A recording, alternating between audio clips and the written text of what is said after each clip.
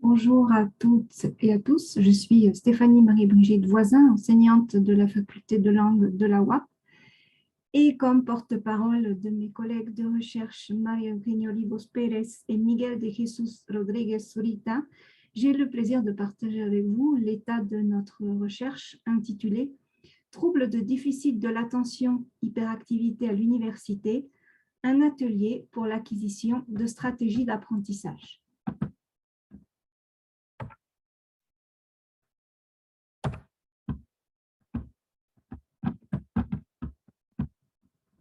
Bien. L'année dernière, nous avons présenté la première partie de cette recherche qui, à partir du double constat de la présence de ce trouble que nous appellerons TDAH chez les étudiants de niveau universitaire et du manque d'études portant sur ce phénomène, nous a amené à nous intéresser à ces caractéristiques. Notre recherche vise en effet à identifier la présence du TDAH chez les étudiants de la licence en enseignement du français de l'Université autonome de Puebla, pour réduire les problèmes d'apprentissage qui y sont associés en mettant en œuvre une proposition d'intervention. Notre public d'études est constitué de futurs enseignants de FLE qui seront en contact avec des élèves qu'ils devront former et une optimisation de leurs connaissances, aptitudes et comportements interactifs est donc nécessaire. Nous souhaitons insister sur le fait qu'aucun mécanisme de détection des problèmes d'apprentissage au niveau universitaire n'a été mis en place jusqu'à présent. Il nous faut préciser quand même que nous ne prétendons pas faire un diagnostic de ce trouble, sinon qu'en tant qu'enseignants de FLE et formateurs d'enseignants, nous souhaitons identifier les étudiants qui présentent des difficultés d'apprentissage similaires au TDAH afin de leur proposer un accompagnement. Les personnes qui sont atteintes du TDAH éprouvent des difficultés pour contrôler leur comportement et maintenir leur concentration. Généralement diagnostiqué à l'étape de l'enfance, ce trouble continue très souvent à se manifester à l'âge adulte. Comme pour l'ensemble des troubles neurodéveloppementaux, les causes du TDAH relèvent d'une combinaison complexe de facteurs génétiques, congénitaux, neurobiologiques et environnementaux. Les manifestations principales sont une altération du contrôle attentionnel qui fait que le sujet se distrait et prend beaucoup de temps à effectuer les tâches requises, une forte impulsivité et une hyperactivité motrice qui entraînent un besoin irrépressible de bouger, d'agir, sans toujours penser aux conséquences.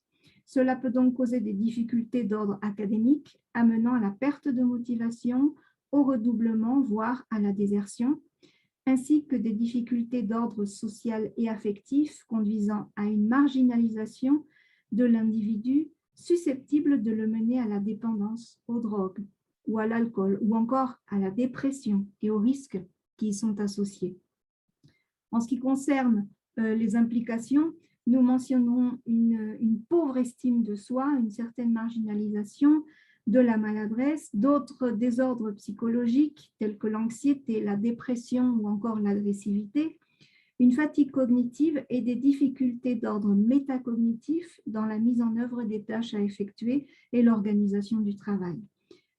Ce qui s'accompagne d'un manque d'autonomie, d'autodiscipline et d'une tendance à la procrastination. Pour notre recherche, nous avons adapté et traduit en espagnol un questionnaire conçu par des chercheurs québécois pour détecter le TDAH et nous l'avons appliqué à des étudiants de notre licence afin de chercher par la suite des stratégies de remédiation aux difficultés associées à ce trouble et les mettre en œuvre dans la mesure du possible.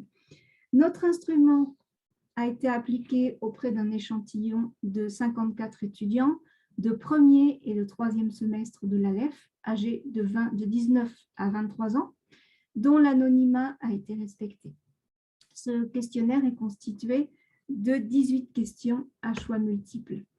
Les thèmes des questions, c'est simplement un exemple qui est donné ici, c'est le manque d'attention et les erreurs qui en dérivent, l'apparente inattention quand on parle à une personne qui a le TDAH, même directement, même en face à face.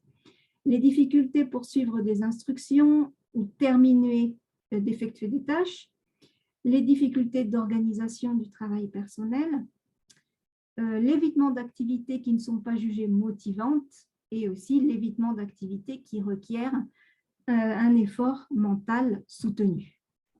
En ce qui concerne le résumé vraiment très, très bref de l'analyse des résultats, donc la majorité de l'échantillon de notre étude met en évidence un certain manque de concentration. Ils disent se distraire facilement par association d'idées et de pensées ou par leur environnement. Une autre caractéristique est qu'ils ne maintiennent pas longtemps leur attention lorsqu'ils font leurs devoirs. En dernier lieu, ils changent fréquemment de thème de conversation. Donc, on voit que la concentration est très fragile et elle dérive à partir de toutes sortes de stimulus.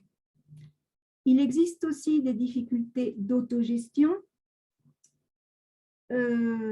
concernant les dates pour terminer une tâche, pour remettre un travail, et une planification insuffisante justement pour pouvoir atteindre les objectifs qui sont proposés. En dernier lieu, ce qui concerne l'hyperactivité, nos enquêtés disent faire plusieurs choses à la fois et en même temps n'en terminer aucune, donc ils laissent tout inconclu. Ils font en priorité ce qui les amuse ou qui leur semble le plus facile. Ils parlent spontanément, souvent sans réfléchir au préalable, ou encore ils passent énormément de temps sur des détails. Ce que nous proposons donc, c'est une intervention sous la forme d'un programme de tutorat qui pourrait être donné par des étudiants accompagnateurs ou par des enseignants volontaires. Nous pensons adapter ce programme d'intervention qui a déjà été appliqué au Québec pour répondre aux problèmes d'apprentissage liés aux troubles de l'attention. Donc, il prendra la forme d'un tutorat défini comme une interaction structurée entre deux étudiants où l'un d'eux fournit à l'autre un soutien scolaire. Au Québec, les étudiants disposent de 15 heures de tutorat par trimestre et les tuteurs reçoivent une formation d'une journée et sont encadrés par les responsables des services de soutien à l'apprentissage. Donc, c'est une structure qu'il nous faudrait adapter à notre contexte, mais qui est tout à fait utilisable. Les étudiants ont besoin d'une structure externe pour se centrer sur une tâche et être plus productifs. Et la mise en place de stratégies d'organisation est donc nécessaire pour la poursuite et la réussite de leurs études. Le programme que nous proposons repose sur un renforcement des stratégies d'apprentissage cognitive, métacognitive et aussi socio-émotionnelle tout au long de 8 modules abordant des thèmes relevant des habiletés essentielles pour réussir à l'université. Nous avons ici indiqué notre source, qui sont donc les chercheurs qui rendent compte de cette expérience qui a été menée au Québec. Notre atelier est intitulé « Troubles de déficit de l'attention, hyperactivité à l'université », un atelier pour l'acquisition de stratégies d'apprentissage, et il est destiné aux étudiants de la licence en enseignement du français qui souffrent du TDAH ou bien de problèmes d'apprentissage associés. Chaque module aura une durée de 3 heures, permettant tout d'abord une première phase d'exploration des connaissances préalables, des activités d'application des stratégies présentées, donc qui sont des activités concrètes de mise en pratique, suivies d'un bilan au cours duquel les participants mèneront leur propre suivi des processus d'amélioration grâce à la socialisation des expériences et à des réflexions quant à leur progrès. Nous comptons sur la mutualité, l'enrichissement des expériences, donc à la fois sur un travail sur soi-même et sur une collaboration. Maintenant, nous allons entrer en détail sur ces différents modules. Le premier module porte sur les répercussions du TDAH sur le projet universitaire. Ce module permet une discussion entre le tuteur et l'étudiant sur la perception de celui-ci quant aux conséquences du TDAH sur son apprentissage. Cet entretien apporte des informations sur les stratégies, les méthodes de travail qui sont utilisés par l'apprenant, qui sont utilisables, ce qui permet donc de faire des modifications si c'est nécessaire par rapport aux stratégies déjà appliquées. Et cela porte aussi sur les ressources qui sont disponibles à l'université. Donc, c'est une connaissance de l'environnement d'apprentissage. Le deuxième module porte sur la gestion du temps et la planification. Sur la base de 72 heures de cours par matière chaque semestre, en moyenne, l'apprenant doit planifier ses tâches pour éviter les problèmes tels que le stress et la démotivation. Ceci vise l'identification des besoins en ce qui concerne la gestion du temps pour y apporter les modifications nécessaires, les améliorations. Ce module sert aussi à réussir à gérer les stratégies à court, moyen et long terme, c'est-à-dire pour une matière, pour un semestre, pour une période déterminée, voire pour la licence entière. Le troisième module concerne la gestion du matériel scolaire et de l'attention. La désorganisation et les oublis causent des problèmes aux étudiants et ce module a donc pour but de les aider à organiser leur environnement et leurs documents de travail de manière logique en développant des stratégies, par exemple prendre des notes. Les participants sont aussi invités à utiliser différentes méthodes pour canaliser leur excès d'activité ou leur inattention en classe, notamment la relaxation. Le quatrième module vise à faciliter une lecture efficace, car on sait que la lecture d'un texte complexe et des résumés sur les textes sont des tâches ardues qui requièrent beaucoup d'attention. L'intervenant propose aux apprenants d'appliquer des stratégies pour planifier leur lecture et aussi pour optimiser leur concentration. Le cinquième module se centre sur la planification de la rédaction d'un texte. L'évaluation utilisée par les professeurs repose sur la remise de travaux de rédaction, très souvent, ce qui pose des problèmes, notamment des difficultés de planification formelle et temporelle de la tâche. Il est donc ici question d'identifier les problèmes liés à la rédaction et de revoir les étapes du processus de rédaction. Quant au sixième module, il s'intéresse à la gestion de l'étude et à la passation des examens. L'apprentissage étant fréquemment évalué au moyen d'examens, l'étudiant doit avoir retenu et compris la matière afin d'appliquer les connaissances acquises. Le TDAH affectant la mémoire de travail, il est important de construire des stratégies de mémorisation. De plus, les étudiants prennent conscience des moyens disponibles pour organiser leurs notes ou encore faire usage de tableaux, de graphiques, d'organisateurs graphiques.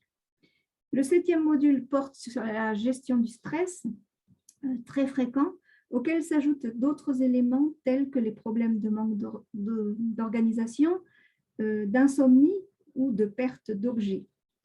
Ce module aide les participants à prioriser leurs activités et à mettre en pratique des outils pour diminuer le stress. En ce qui concerne le dernier module, il s'intéresse à la procrastination. La tendance à remettre à plus tard des activités ou des projets est en relation avec la faible attention portée à certaines tâches. On cherche donc à stimuler l'apprenant en s'appuyant sur ses préférences, par exemple des jeux vidéo, Internet ou encore les réseaux sociaux, mais il faut savoir les utiliser pour arriver à atteindre les objectifs de chaque apprenant. Donc le participant apprend à créer des stratégies personnelles d'évitement de la procrastination.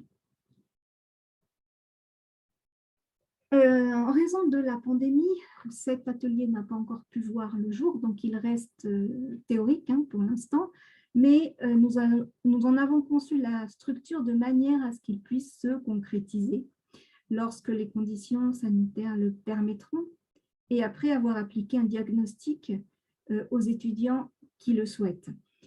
Donc, pour revenir un peu sur ce que nous attendons de l'application de cet atelier, nous attendons tout d'abord l'amélioration considérable des conditions d'apprentissage, bien sûr, par cette prise de conscience et ce travail constant, intensif sur les stratégies d'apprentissage.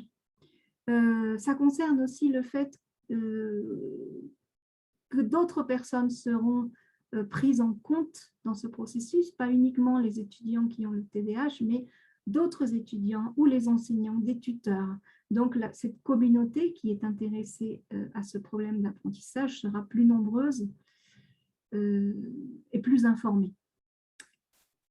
C'est en relation avec le point suivant, puisque la formation des enseignants est en jeu. Ces étudiants qui ont le TDAH sont de futurs enseignants. Donc, c'est très important pour eux d'être reconnus par rapport à ce statut et pour pouvoir contribuer à améliorer dans leur pratique d'enseignant plus tard le rapport entre l'institution, les enseignants et les étudiants qui ont ce problème. Ça veut dire bien sûr que ce qui est recherché, l'objectif ultime serait donc l'inclusion de tous les profils d'apprenants pour éviter la marginalisation de ces étudiants par eux-mêmes et la discrimination auxquelles ils font face très souvent, puisque les enseignants ne sont pas formés à travailler avec ce type d'étudiants.